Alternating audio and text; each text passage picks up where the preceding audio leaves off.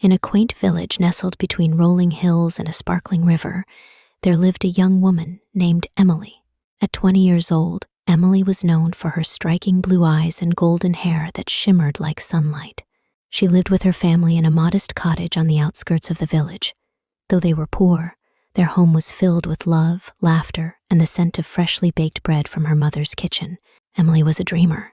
She spent her days reading books borrowed from the village library, losing herself in tales of adventure, romance, and faraway lands. She often dreamed of a life beyond the village, where she could explore the world and chase her passions.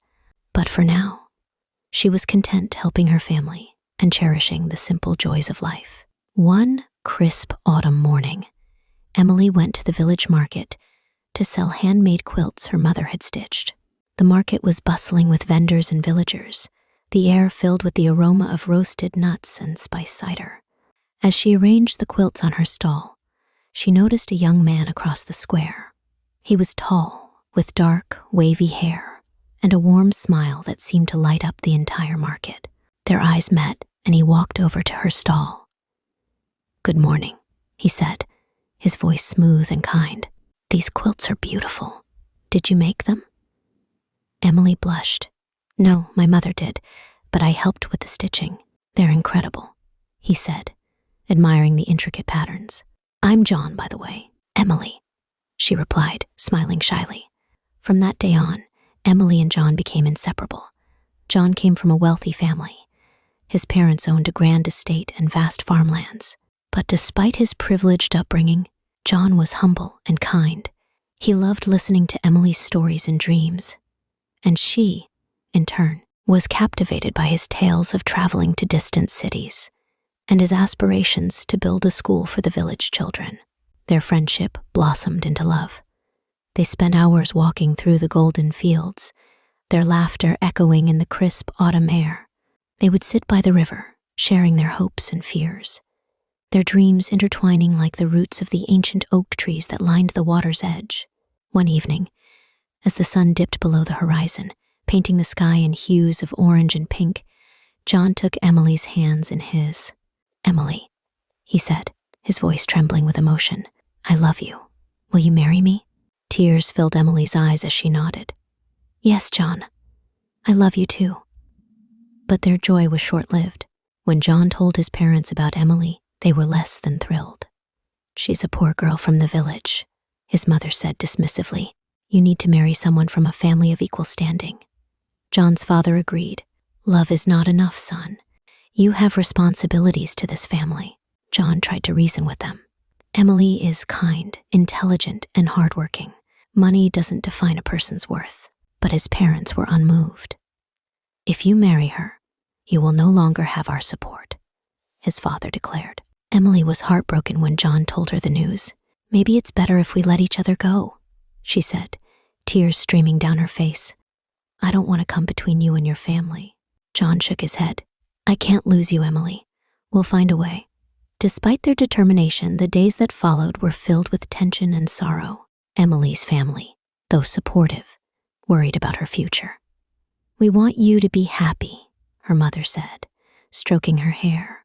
"But sometimes, love isn't enough to overcome the world's challenges." One evening, Emily made the difficult decision to end their engagement. "John," she said, her voice breaking, "I love you, but I can't be the reason you lose everything. You deserve a life without conflict." John's heart shattered, but he understood. They held each other tightly, their tears mingling as they said goodbye. Years passed, and life went on. Emily threw herself into her work, helping her family and becoming a pillar of strength in the village. She never stopped thinking about John, though. His letters from the city brought her comfort, but they also reminded her of the love she had lost. John, too, carried Emily in his heart. He worked tirelessly in the city, building a successful career and saving every penny. He never forgot the girl with the golden hair and blue eyes who had captured his heart. One day, John returned to the village. He went straight to Emily's cottage, his heart pounding with anticipation. When she opened the door, her eyes widened in surprise. "John," she whispered, her voice trembling. "Emily," he said, his eyes filled with emotion. "I've missed you." They spent hours talking, catching up on the years they had lost. John told her about his life in the city, his successes and his dreams. Emily shared stories of the village and her family. As they talked, it became clear that their love had never faded. "Emily," John said, taking her hands in his, "I've saved enough to support us. I don't need my parents' approval anymore. I want to be with you."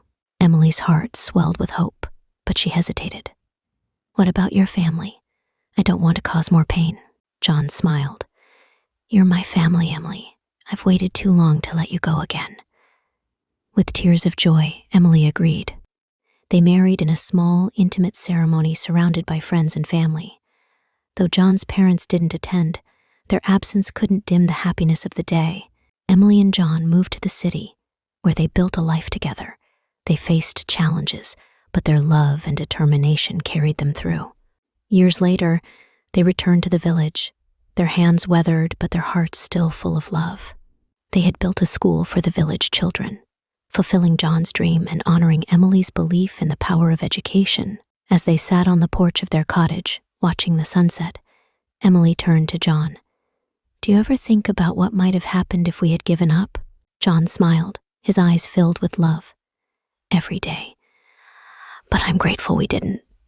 You're my greatest adventure, Emily." And so, Emily and John lived a life filled with love, resilience, and the knowledge that true love can overcome even the greatest obstacles. Their story became a legend in the village, a reminder that love, when nurtured with courage and determination, can withstand the test of time.